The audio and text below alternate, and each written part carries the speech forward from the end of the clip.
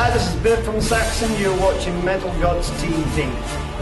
Yahoo! Here we are at Metal Gods TV again. I'm Mick the Beard, and I know I normally interview band members and stuff like that, but this time I thought we would try the El Supremo of Stonedead, Mr. Neil Meynell. How you doing, mate? How you doing, mate? Glad to have on, mate. Thanks, buddy. Well, I know you've been going you'll be 5 years this next year, won't it? 23rd. Yeah. Yeah. You get that far with it down the line? It's what? Sorry, I missed that question. Yeah, did you think you'd get that, keep it going that long, 5 years when you started? Well, we kind of had an idea, yeah. It was what we did. We started out with making it dead basic, and we stuck to that principle all the way along. So we kind of were messing around on a Facebook page, and people were talking about, you know, all the fairgrounds and all the 5 stages and 5 days of a major festival, and how we're kind of missing that like in between the bands bit and the chilled outness of it all. So I remember a lad on the Facebook page who said to us, all you old gets all talking about doing like one-day festivals, and I'm like, why don't you try and crack on and do one yourself? So we kind of looked around and thought, yeah, that'd be a good idea, that. We'll give it a go. And it started off just as a bit of a hobby and a bit of a laugh, and it's gone on to where it is. So 5 years, yeah, we're doing well. Yeah, you're doing really well. I mean, I know how hard it is. I mean, I did one myself. It lasted about 5 years, but I tried to do everything myself, which was a bad idea. So how did you manage to get your team together then? Was it just mates that you've known for a while, or? It's a really weird one, because a lot of us slate social media as being like the devil, and you know, it causes all the negativity in people. But without social media, we'd have never done it, because we're from all parts of the country. Yeah. And it started off, we were on a Donington veterans page, and it was basically people who'd been to Monsters of Rock in the 80s and the 90s, and we were getting on a little bit, and we're all from different places, and we just kind of got it together. But about a few of us started discussing it, and we looked at who'd done stuff before. You know, me being an ex-squaddy, I'd done a bit of organisation, a bit of man management and stuff. We had health and safety people on there.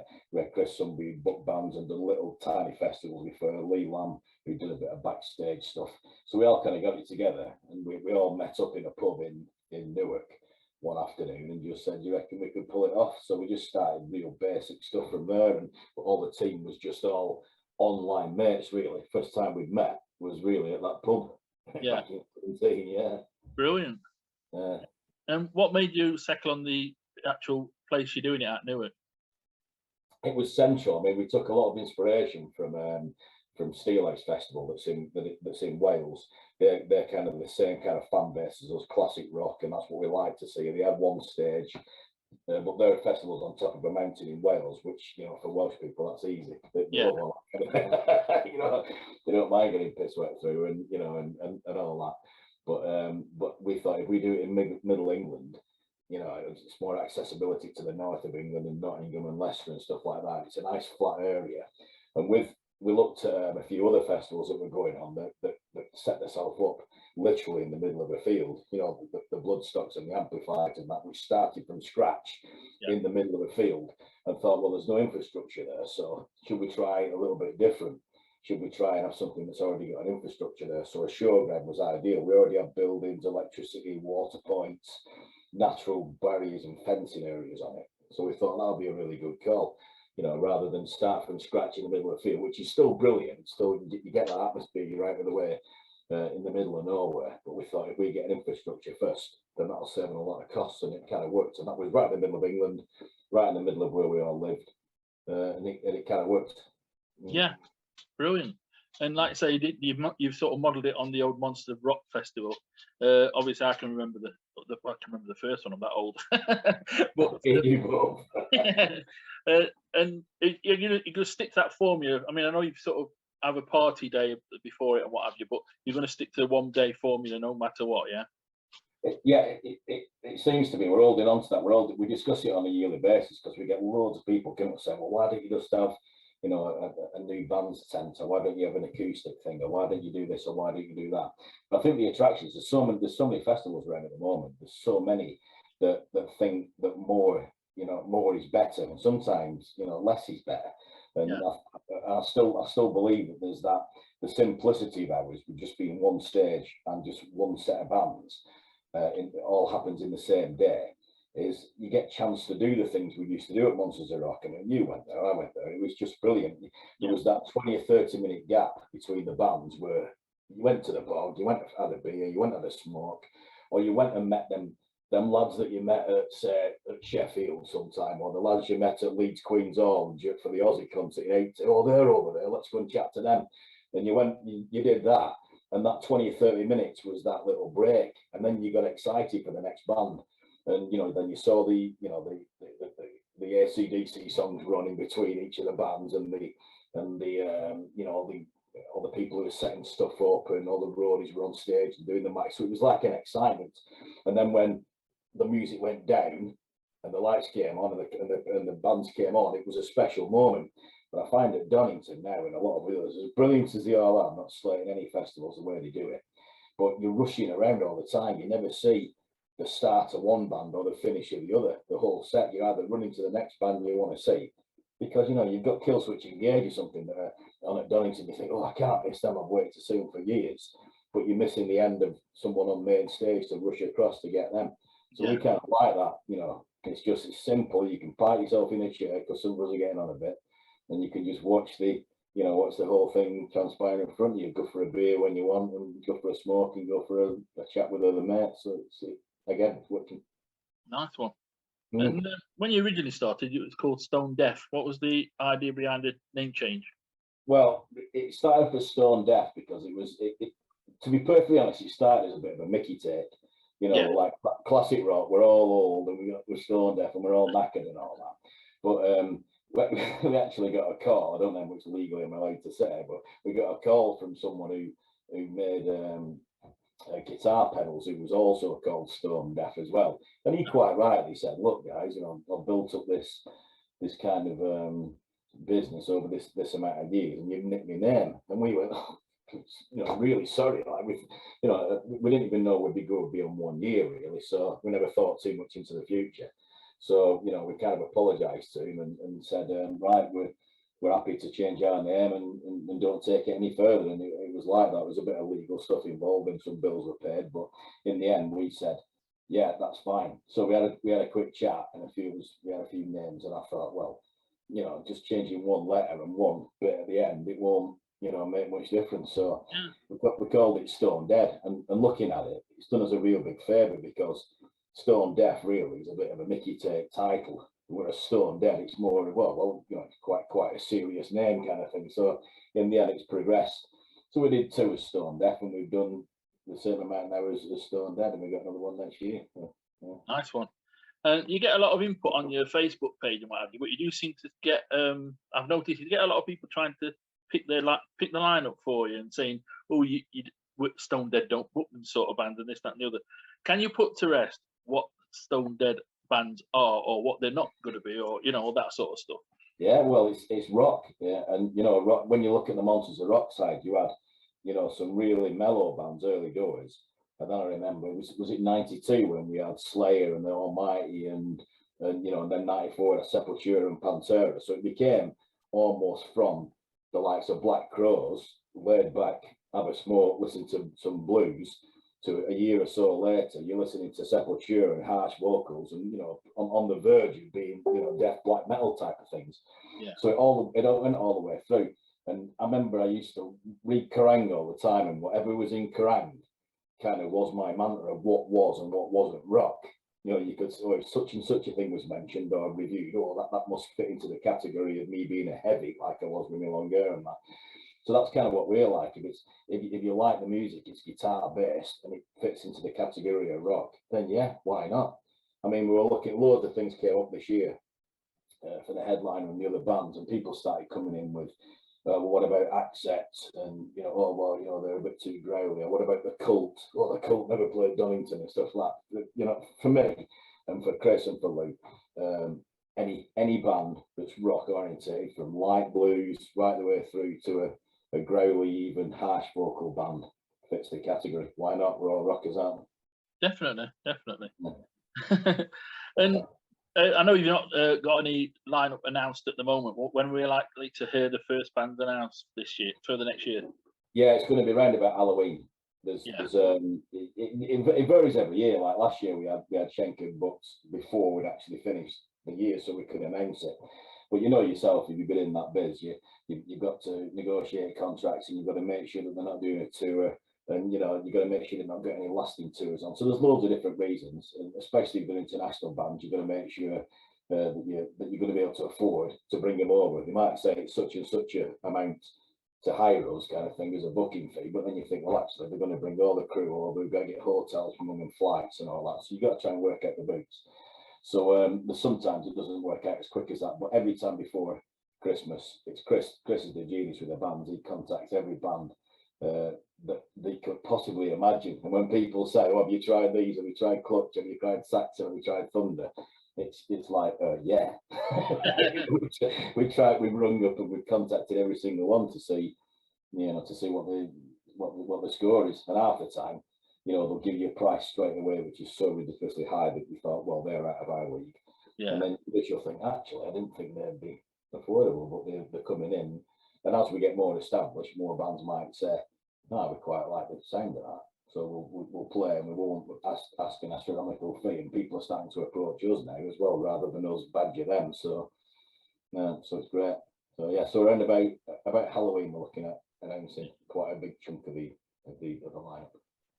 And you've launched a thing now where you vote for the some of the bands on the lowest of the bill. How's that work? Brilliant, right? It's the poll. It's the opening poll. We've done it since year one. Paul and Matthew won it the first year. So what we do, we get 8 to 9 different polls from different parts of the country, and we put in all these bands the appeal for it. It's on the website at the moment, but we're taking applications on the 1st of October, and all the bands, it's kind of open to anybody, but it can be from a band that's only just like formed in the bedroom or the garage, but they sound pretty good, right up to we've had pretty established bands applying for it. Praying Mantis applied for it one year, and we all looked back and went, they're a pretty big band, and they've applied, to open up. In the end, they hardly got any votes, simply because they're probably mine and your age, mate, who listen to Praying Mantis, and they don't, people like we're too cool to be voting on the internet for bands and that, so they hardly got any votes.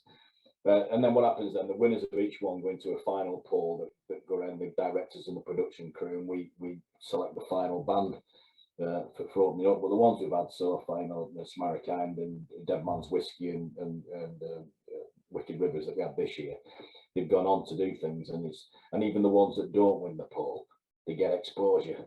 There's 13,000 people on that page now on our Facebook group, so they all get involved, and they all check out all the bands. So everybody says they've discovered loads of bands from being from that poll. So it's good for the band, it's good for us, good for the fans. It's a win-win really for everybody. Brilliant. And who's the guy behind all your artworks? You've got some brilliant artwork for you. We've just found it. We've got about 3 guys. I don't know. One of them's quite shy, but he's going to get a mention anyway. Yeah, it's basically Mick Usher, who's one of Chris's friends, and Stevie Kirkwood. They do a lot of the artwork, and Rebel Bass guys as well. The tattooist at Newark, they get involved. So a mixture of the like the Stonedead Jeff kind of scenario, and then you've got the other one, which is more of the skull based stuff, which is done with Stevie Kirkwood and Mick Usher. And together, they stay in the background, but some of our merch, when Chris comes out with what do you think of this and what do you think of that, we're all going, my God, that looks fantastic. And it's to see our t-shirts dotted around, that's just the most surreal bit about all this. We started this out for a laugh, and I'll go to Birmingham Academy one night to watch Clutch or something like that, and I'll see about 15 or 16 of our t-shirts just dotted around, and I'm like that. Can't believe that it's happening, but they do look quite cool, our t-shirts, and and the merch has been done well, and them 3 lads have done a brilliant job. Yeah, you seem to release something new every year, merch wise, and I suppose to keep it fresh, it's going to keep things moving, isn't it? Yeah, and Toomsy loves it. Toomsy was into all that stuff before, and some you get certain kinds of people who will just at the end of a show or end of a festival, you just cut your wristband off when you have your shower and throw it in the bin, and that's it. The memories are there. There's other people that like to collect the memorabilia, and Toomsy was one of those beforehand. He used to go out with Bob Moon and sell all the patches and stuff like that, and get the t-shirts and all that. So he was a perfect bloke to get involved, and he's took to it like duck to water. He loves it.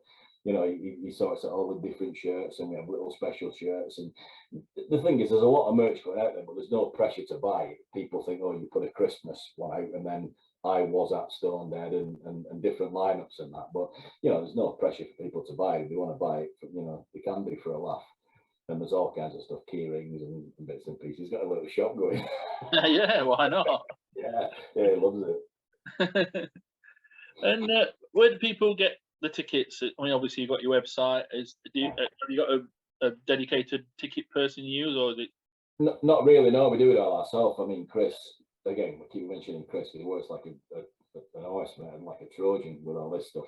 We've just gone to the website, gone to stonedeadfestival.co.uk, and our tickets are on sale there. Chris basically just takes all the tickets in, and then him and his nephew like get them all and put them in envelopes that weekend and go down to the post office and post them off. So sometimes he goes down to the post office with like 1,000 envelopes. I think the post office can see him coming there like that. Oh,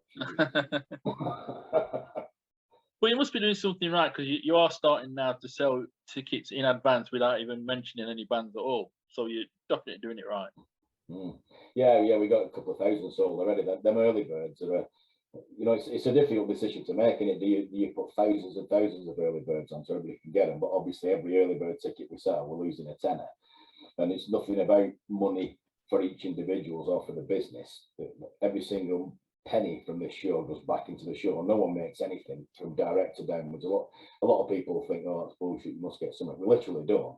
Every single penny from the show goes into the next show, and if it means we can get 10 more portaloos for the campsite, or we can get a bit of extra security or more Harry's fencing, or spend a bit more on lights or pyro, then so it's advancing all the time. So, you know, we're not going to go any bigger than what we are at the moment. 5,000 is about the limit. It seems to be what everybody wants in the little fan base. They don't want it to get too big, and we don't want it to get too big. Really, it causes problems if there's too many people on site. So yeah, everything seems to be going pretty cool along the. You know, you look at other festivals that are struggling a little bit, and you feel dead sorry for them. You know, they're struggling to get tickets, and we seem to have done all right. But we have worked at it, worked at looking after people and making sure. You know, it's a cliche, fans for the by fans for the fans and that, but it's exactly what it is.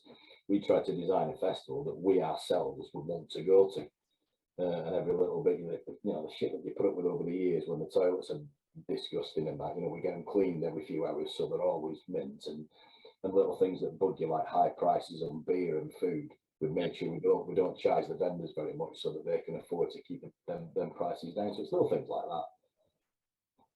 So it's basically, you've organised a party. That's it.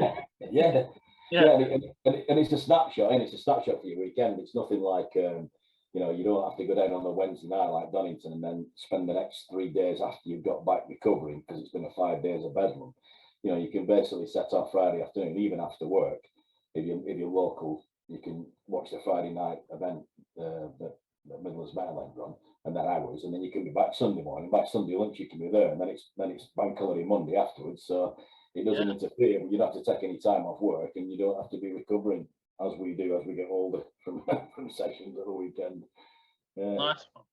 Yeah. So hopefully you'll have many more years to come, mate. It's been great talking to you. Everybody check out your site. There's still tickets available, obviously. So get them bought. Get there. Might enjoy it. Been a pleasure, mate. Thanks a lot, mate. Thanks. All the best, buddy. May God have mercy on your soul.